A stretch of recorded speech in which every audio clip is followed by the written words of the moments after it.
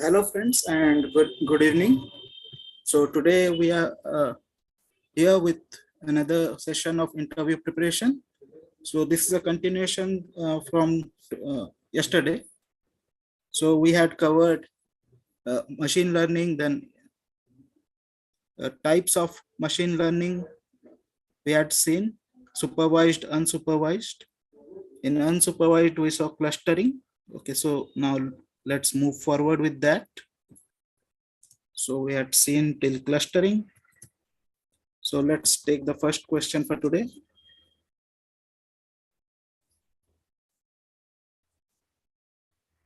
Okay, so today's first question is, what is association rules?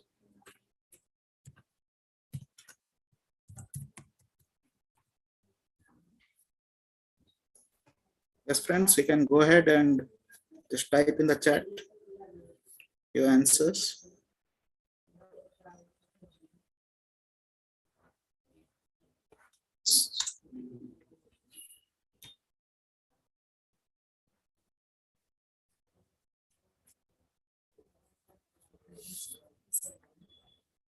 So what is association rules?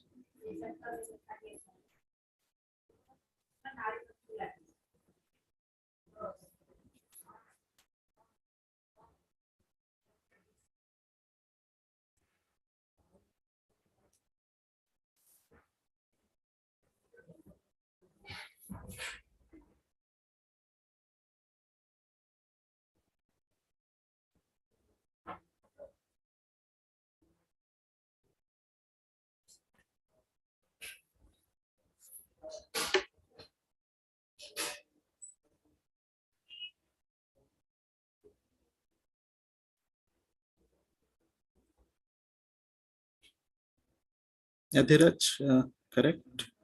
We can say transactional data type of association.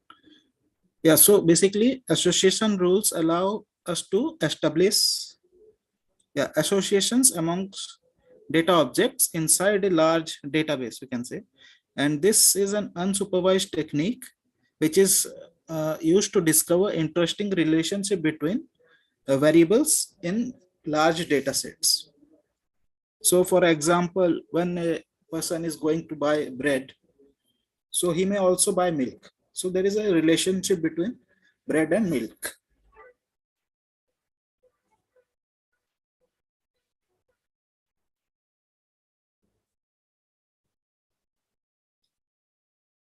Okay, let's move forward. So we have completed the unsupervised learning. So let's go to reinforcement learning. So first let's take, what is reinforcement? What is reinforcement learning?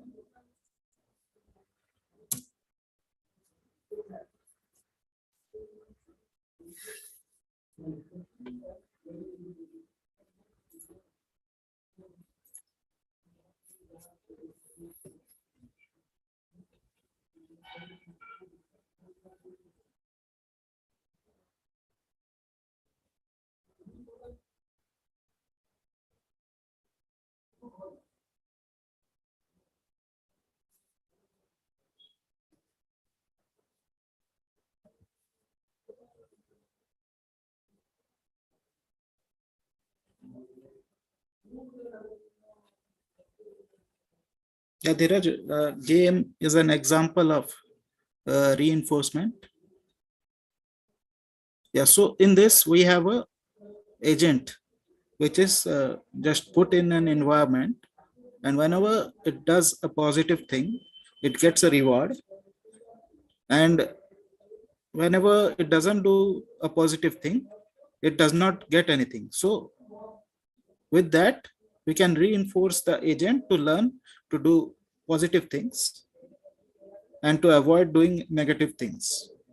So that is called reinforcement learning. We can also say it is a machine learning method that is concerned with how the agents or the learner take actions in an environment.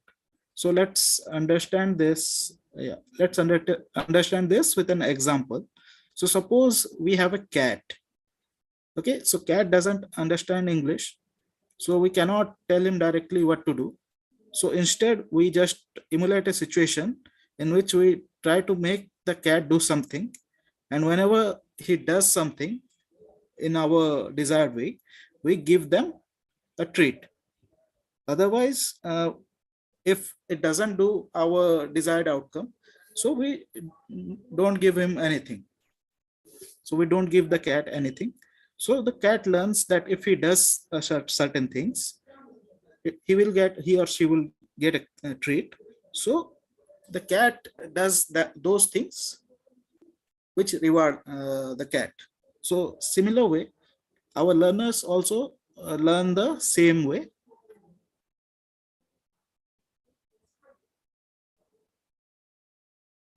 Okay. So yeah, let's take the next question.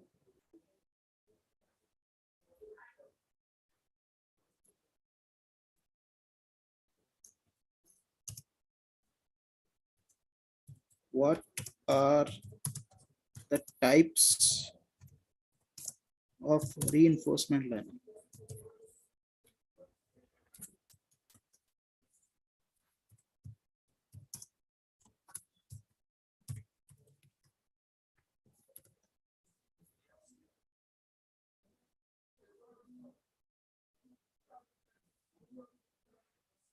Actually, I think you are answering for association rules, right?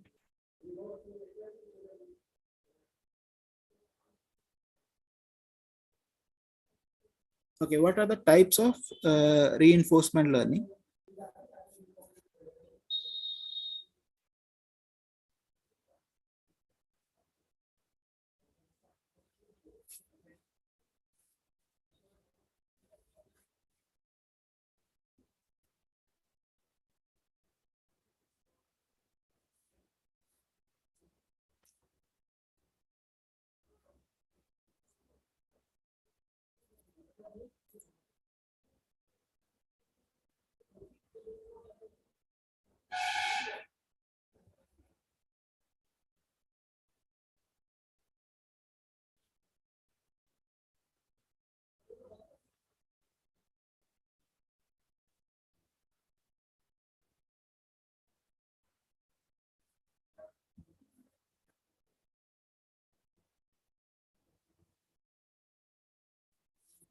Okay, let me tell you.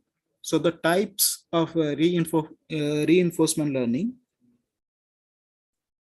Wait a second. Yeah, so the types of reinforcement learning basically are of two types.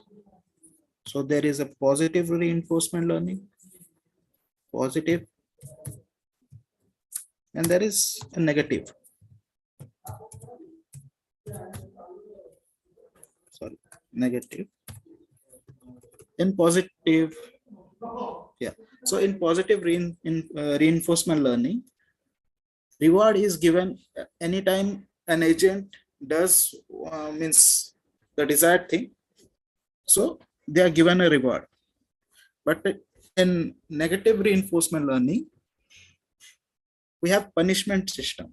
So whenever a learner or an agent does a negative thing, so they are penalized or punished for that. So they try to avoid doing negative things. So basically, these two are the types of reinforcement learning.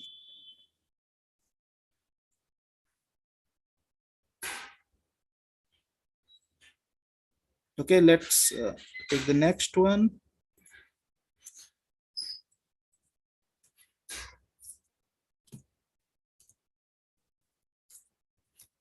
Next is examples of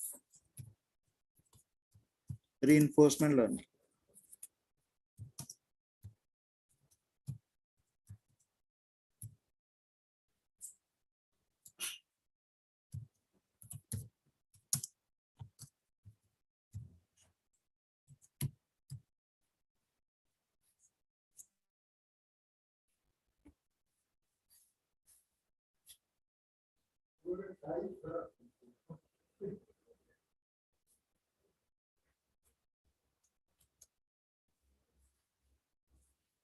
Okay, so basically here you can say what are the example means algorithms we used in reinforcement learning.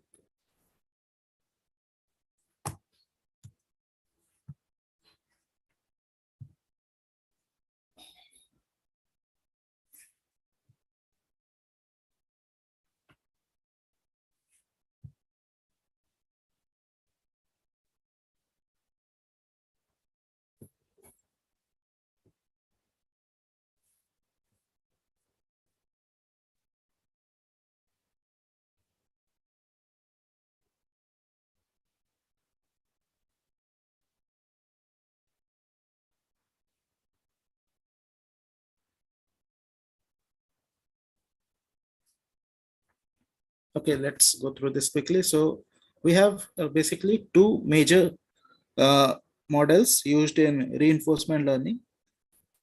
Okay, so one is Markov decision process and another is Q-learning. Markov decision and another is Q-learning.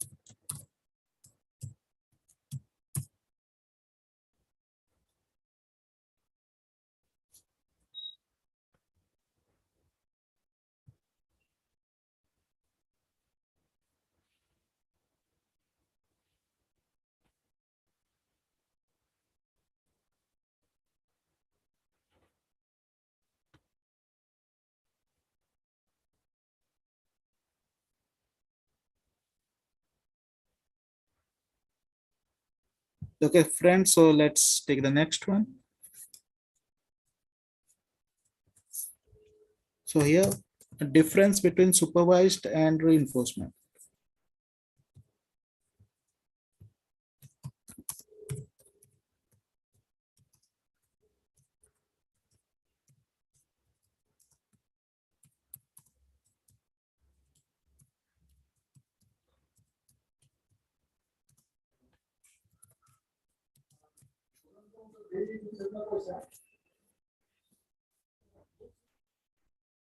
Yeah, friends, so what is the difference between supervised and reinforcement learning?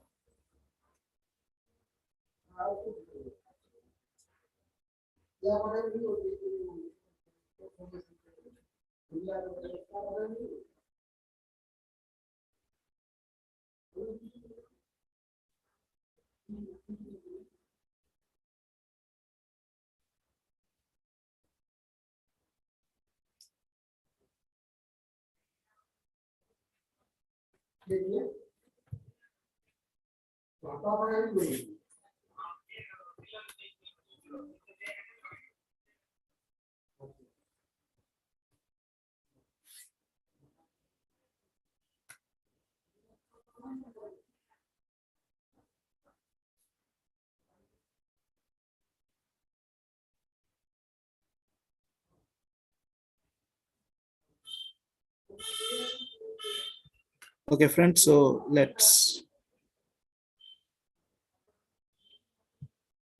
so majorly we have decision style.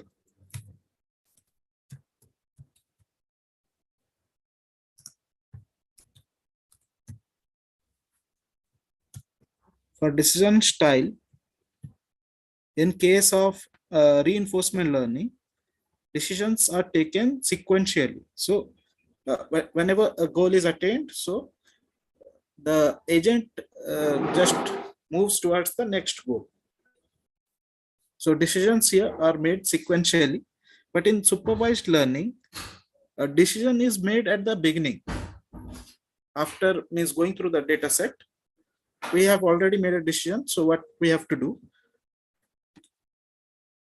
So here only one decision is made, and in reinforcement, there are sequential decisions being made. And in reinforcement learning, it works with interacting with the environment. So it interacts with the surrounding. But in supervised learning, there is no such thing. So we just work on the input given, input and output columns, and we just work on finding the rules from the given input and output.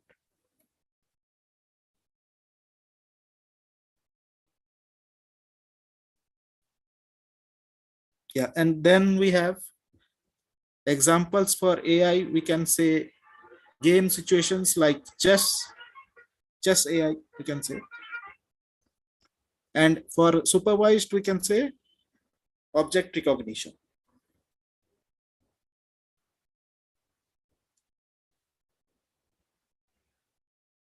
Okay, so let's take the next question.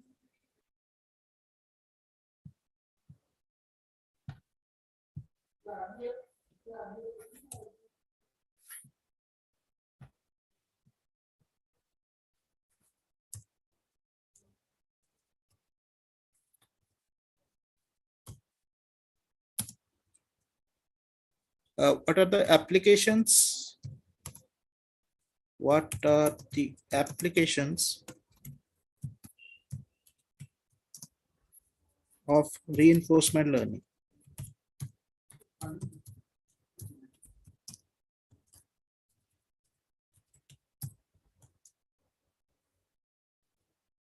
Yeah, so friends, you can say where reinforcement learning is being used.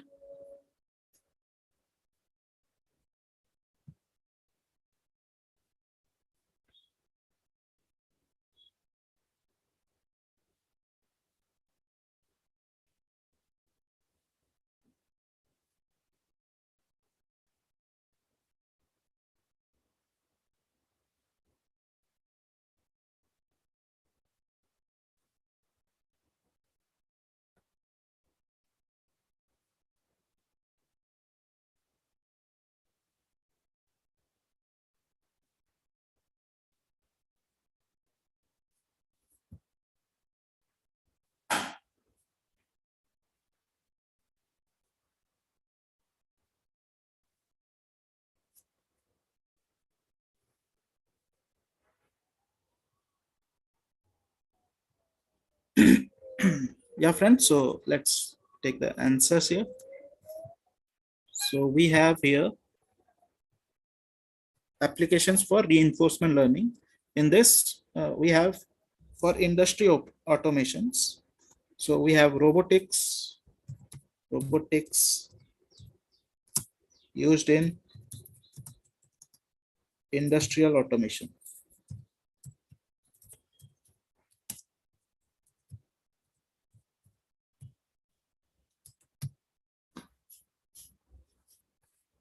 Then we have it is also used for strategy planning. So we can say business strategy planning.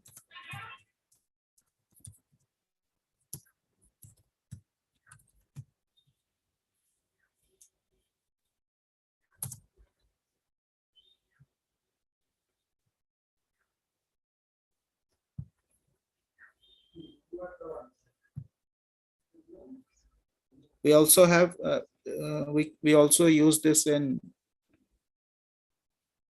aircraft control. Yeah, aircraft control.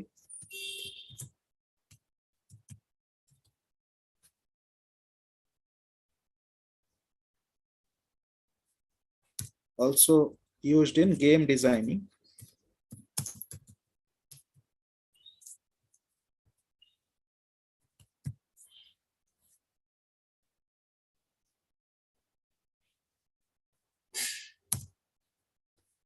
Okay, so this was all for basics of data science. friends. So now, now we'll be going to statistics. So basic statistics, we'll be taking some questions on statistics.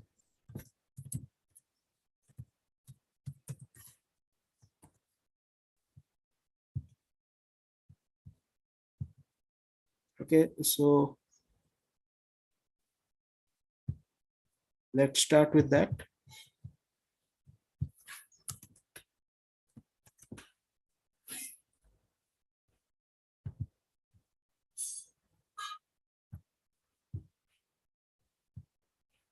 So let's take the statistics. First question. So what is central limit theorem?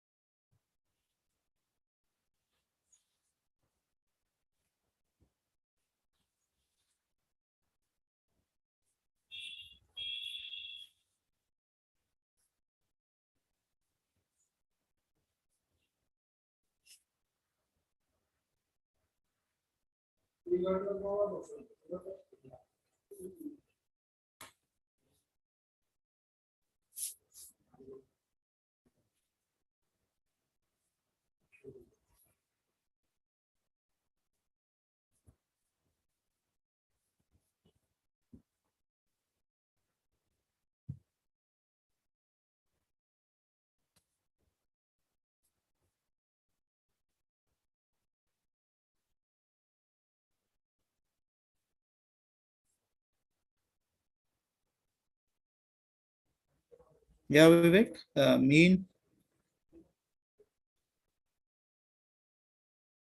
I'm asking about the theorem. So central limit theorem.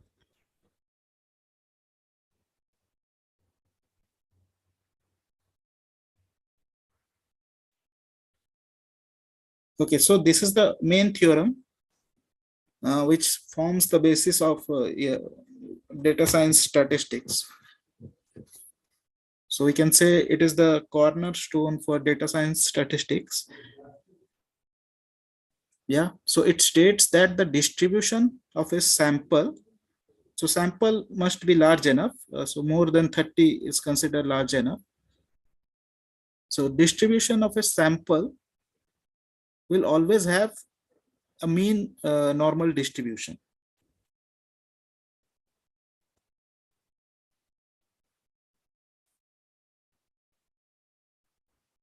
Okay, so it states that a large enough sample size of a population will always have its mean normally distributed.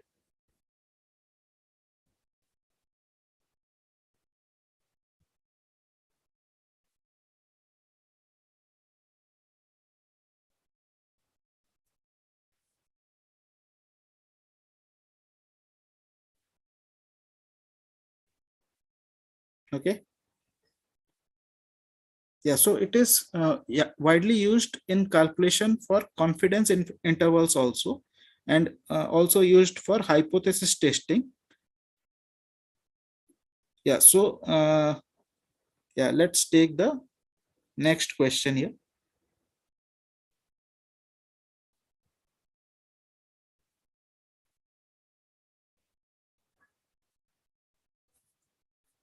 So next is, what are the assumptions for normality?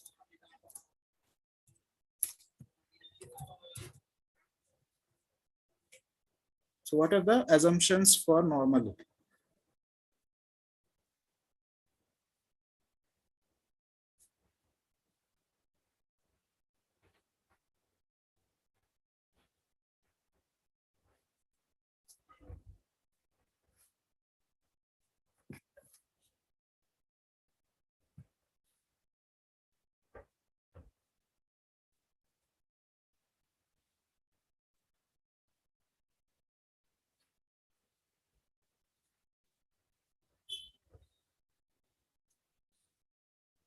Yeah, so friends, there is basically one assumptions for normality, and it states that mean distribution. Yeah, so basically we can say normality, we get a bell curve whenever we do distribution, no? We always get a bell curve.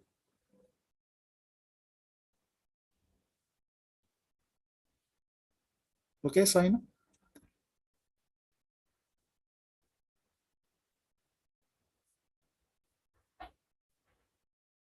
Yeah, so whenever we are plotting this sample is taken from a larger population. So think of it as a whole data. So we are taking part of a data, and it should be large enough. So basically we generally tell more than 30 is large enough. So that is a sample. So suppose we are measuring the average height of all the people in the world. So we cannot measure all the people, you know. So we take samples from different areas. Yeah, and we just take the samples and we do calculations on that. So we are not going to measure every person in the whole world, you know.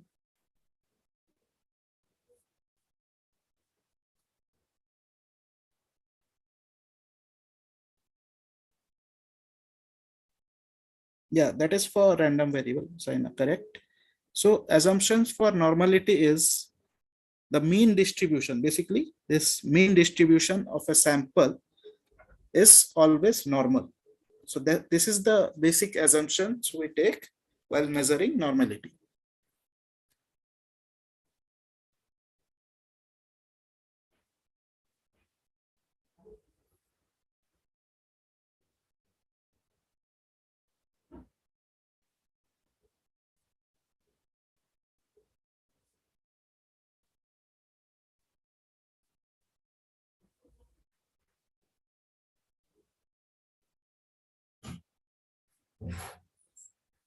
I don't know about that, sign up. Probability of a single value is 0.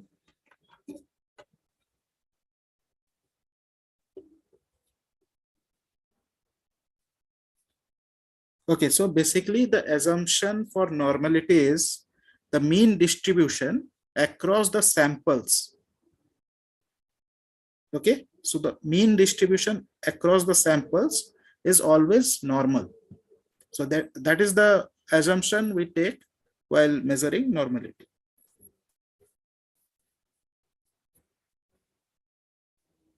Okay, so let's take the next question. What is hypothesis testing?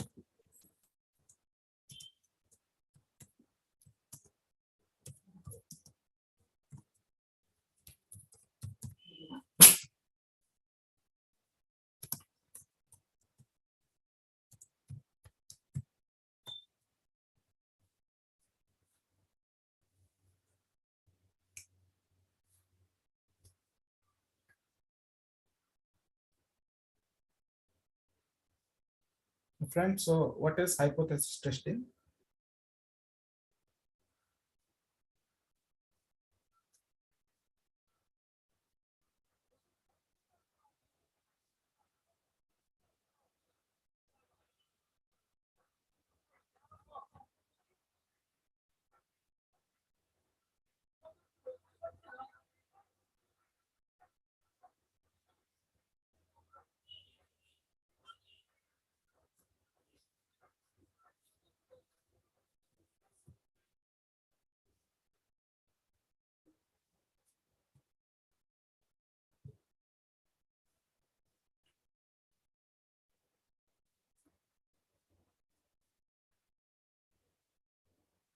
Okay, so friends, hypothesis testing is used in,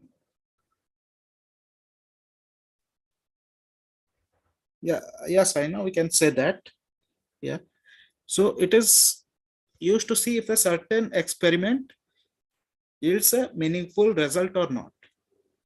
So basically we have here a p-value. So we calculate the p-value and compare it with the alpha value. And if the p value is less than the alpha value, so we reject the null hypothesis. So basically there are two, we can say, hypothesis in this. So one is null hypothesis, so in which it says that the means the whatever statement we are taking as the hypothesis, it is false. And then we have an alternate hypothesis which says that the hypothesis which we are taking is true. So hypothesis is basically a statement which we consider to be true or false.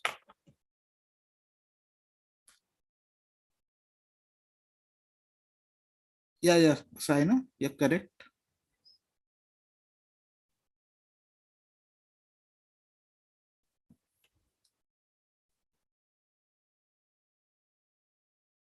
Yeah, UMS comes. You are also, yeah. We check the p value and accordingly we compare it with the alpha value and we see if the null hypothesis is rejected or if it is accepted. So if the p value is less than alpha value, null hypothesis is always rejected, and if it is greater, then it is accepted.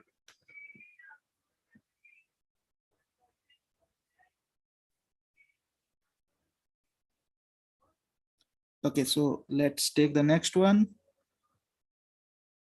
So what is observational and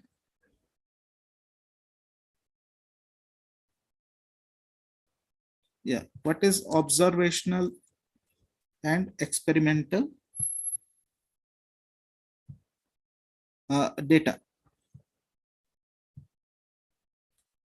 Let me write it down quickly. Observational and experimental data in statistics.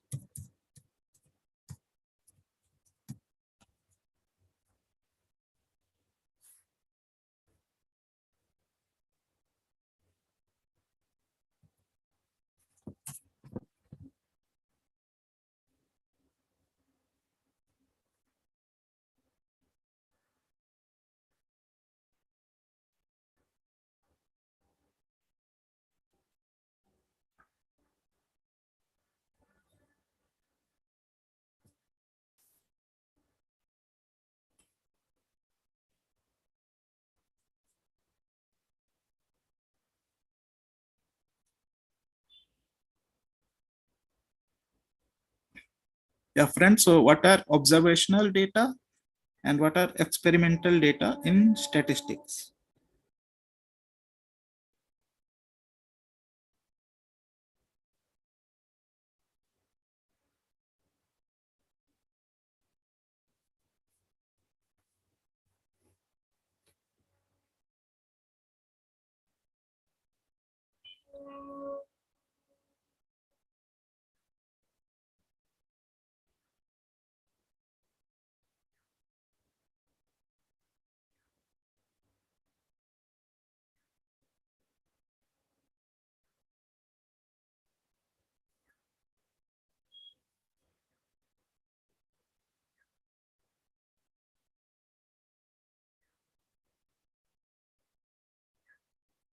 Okay, friends, so let's get to the answer.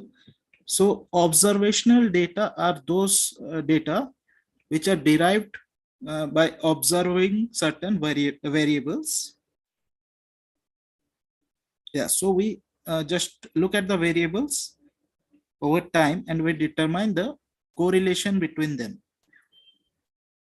So we get that from observational data. And for experimental data, what we do is we experiment on a variable, means suppose we just keep a variable constant and then run the model and we see what is the effect on the other data.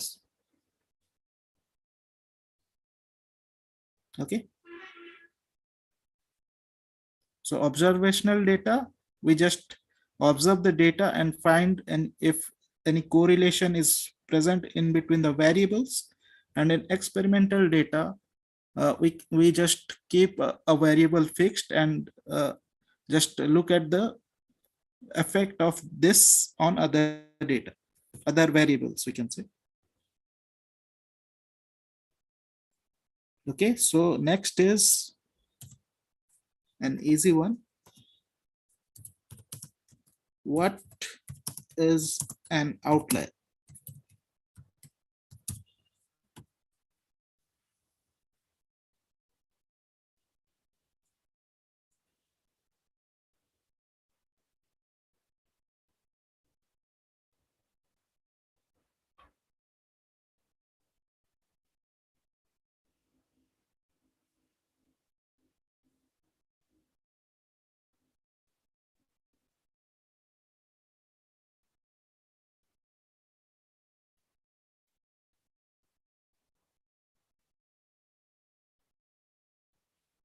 Yeah, friends, so what is an outlier?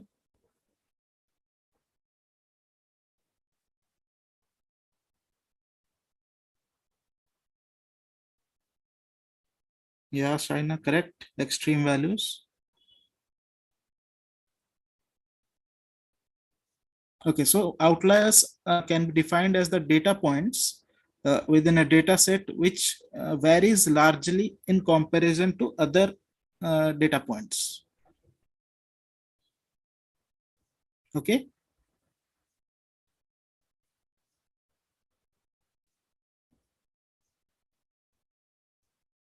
Yeah, correct, China. So this we have to remove this as it may affect our accuracy. Yeah. So next question is means how can we find the outliers through statistics? How to screen for outliers?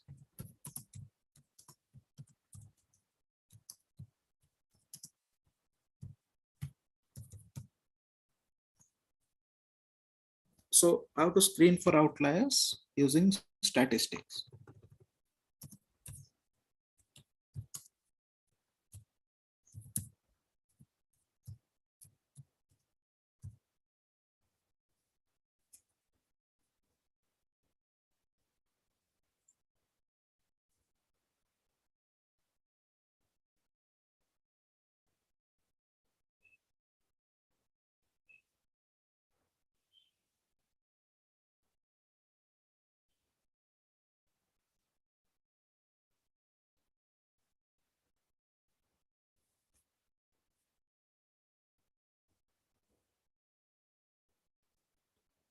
Yeah, Shaina, a box plot. Yeah, we can use box plot. So box plot means basically interquartile range. So we have two methods. One is a standard deviation method and another is interquartile range method. So in interquartile range method, similar to box plot, we just see if it is beyond the box plot. Yeah, yeah, UMS comes. You're correct. So whichever data is present on the extreme points of the box plots on either end, correct? So we take it as a outlier. Okay, we know that. Let's go to the standard deviation method.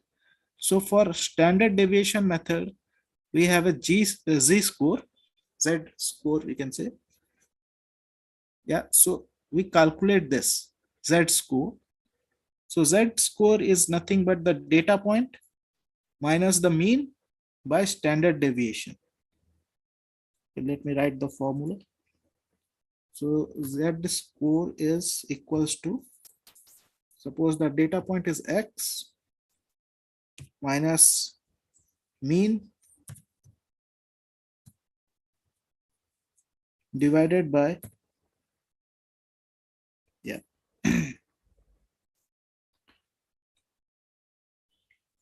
divided by the standard deviation. Standard deviation.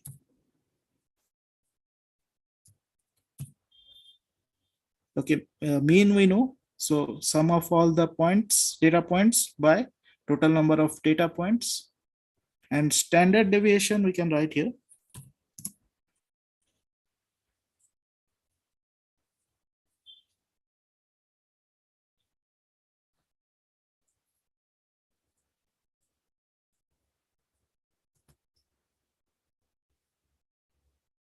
Yeah, so standard deviation is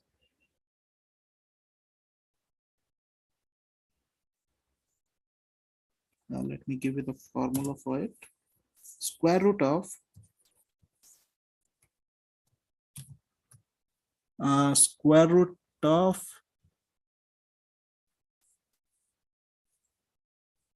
x minus x bar, or sample mean we can say,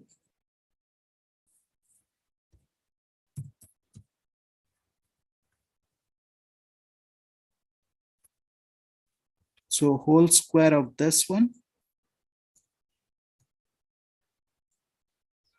Let me write it first, then I'll explain.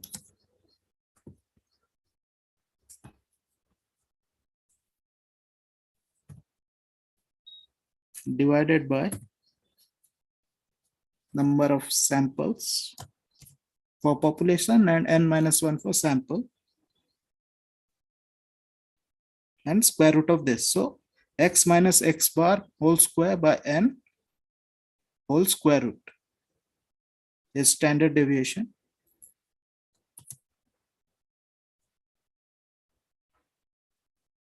So we check for this z score, and if the z score is beyond 3 or beyond or less than -3, we considered it as an outlier.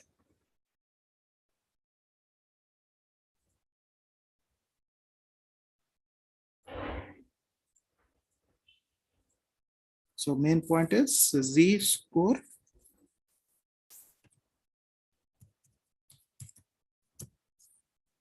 greater than 3 is an outlier.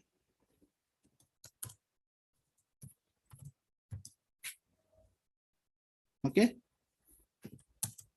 So two methods. One is IQR, which we know, and this is another method. Statistically, we can find the z score, and accordingly we can decide if it is an outlier or not. Okay, let's take the next question.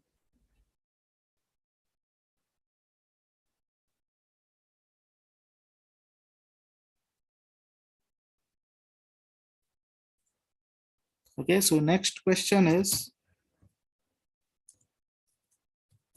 what is an inlier?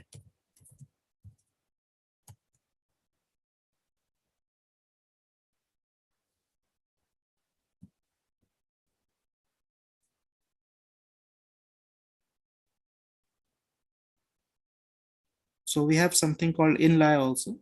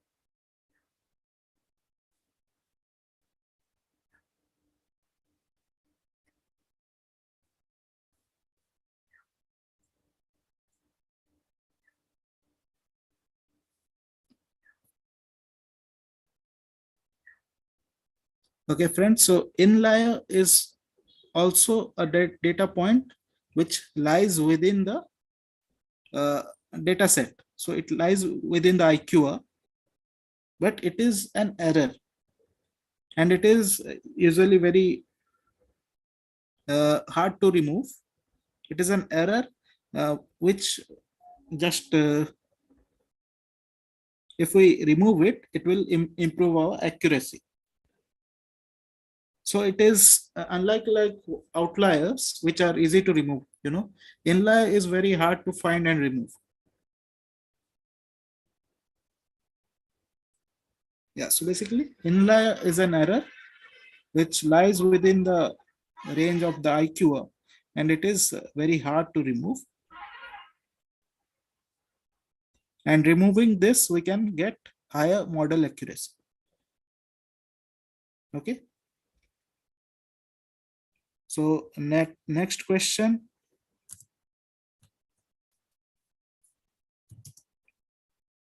What is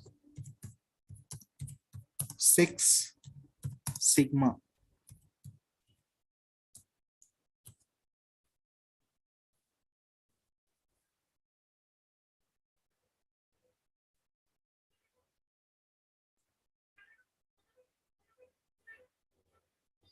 So friends, what is 6 sigma in statistics?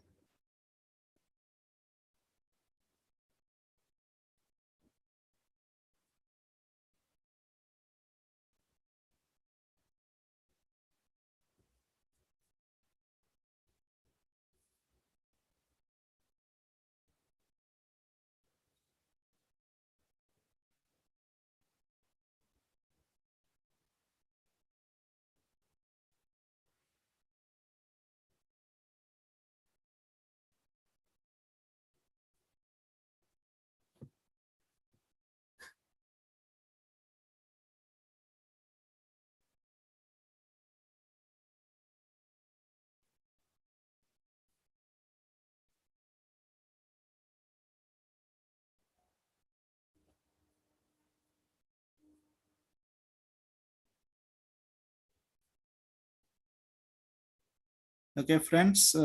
Yeah, so let's take the answer.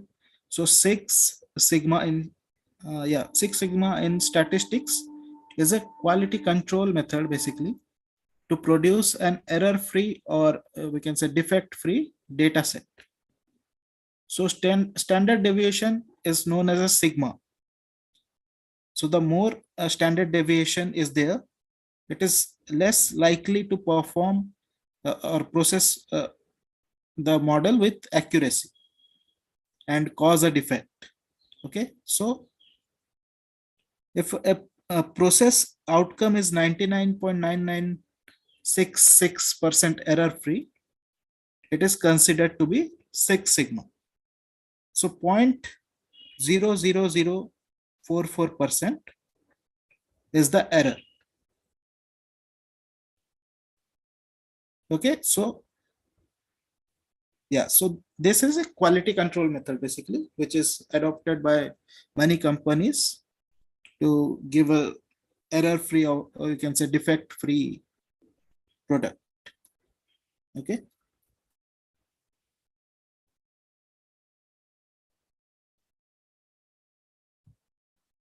Okay, let's take the next one.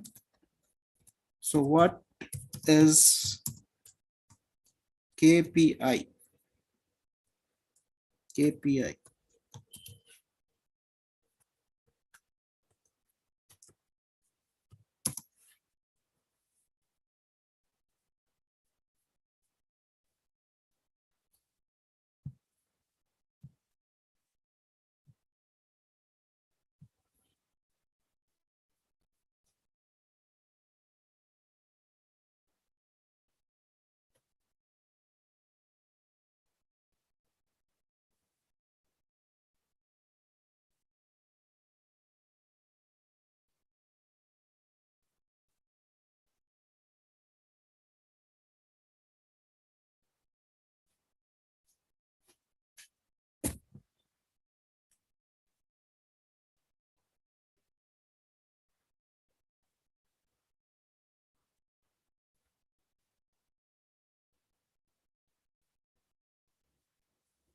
Okay, friends. So what is KPI?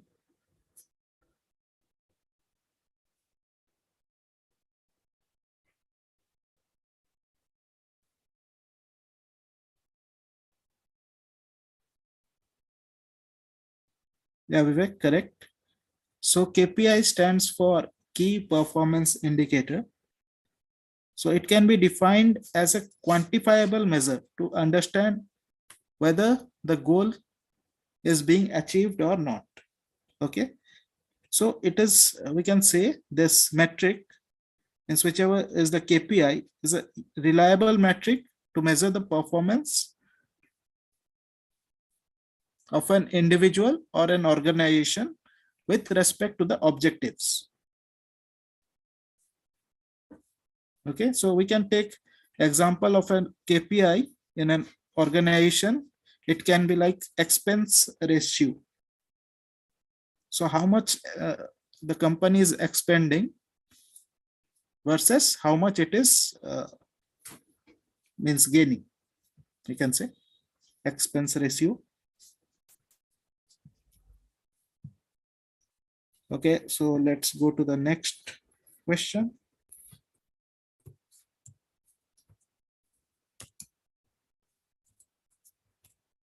What is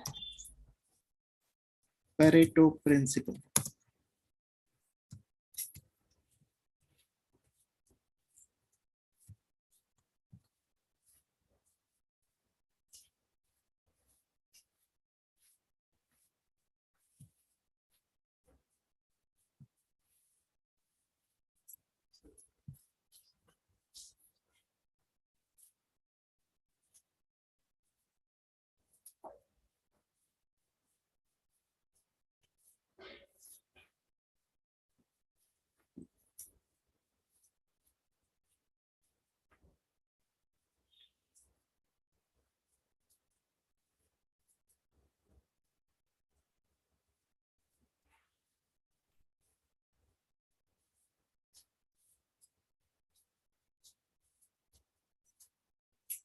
Yeah, Vivek, correct. So it is also known as 80-20 rule.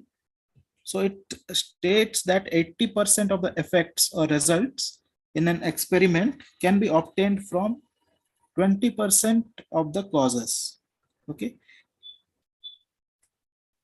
So we can give a simple example, like we have 20% of the sale comes from 80% of the customers.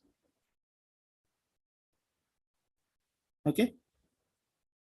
Yeah. So next, taking the next one, I think we can, yeah, I think this is the last question for the day and we'll be closing after this. So what is the law of large number?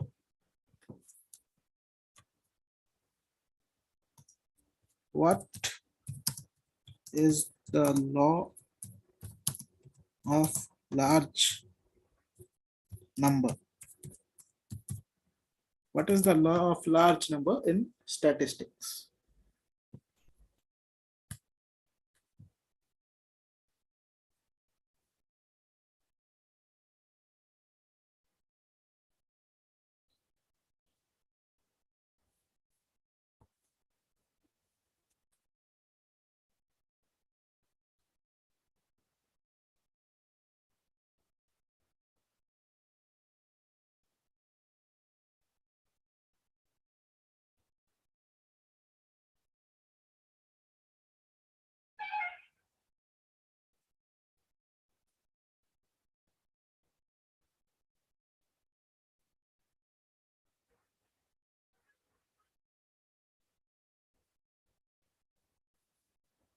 Yeah, friends, so what is the law of large numbers?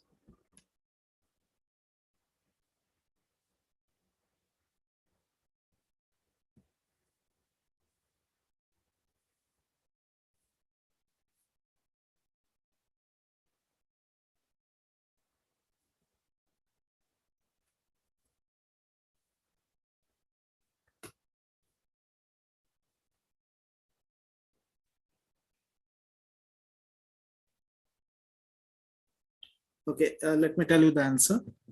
So according to the law of large numbers, an increase in the number of trials in an experiment will result in a positive or proportional increase in the results coming closer to the expected value.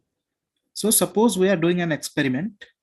Yeah. And so if we increase the number of trials, so suppose we are having an expected value, we'll get more close to the expected value, the more number of trials we are conducting. Okay. So we can give an example like we are having a dice. Okay. So expected value, let me take it as an average value of the dice. So 1 to 6, it comes nearly around 3.5. Okay. So if I roll the dice once, so the probability of getting a 3.5 is very less, But if we take the average of a number of throws, like the more number of throws we have, dice throws, it is means more closer we can get to the expected value, which is the 3.5 average value. So that is the law of large numbers. Okay. Yeah, friends. So we can close this session today here. And we'll continue this session. We have some more statistics questions also. We'll just take it tomorrow. And then we can continue with algorithms on data science after that. Yeah, friends. So thank you and have a good day.